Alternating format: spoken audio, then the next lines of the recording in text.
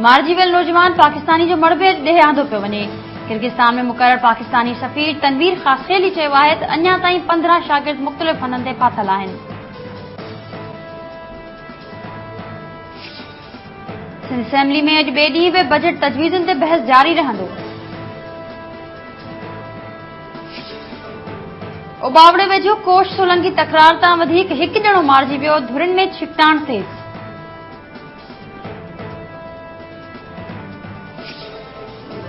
लाखा road वेझो लाखनि जी ॿिनि धुरनि में झेड़े दौरान फायरिंग जे नतीजे में 2 ॼणा मारिजी विया ऐं 2 ज़ख़्मी थी पिया।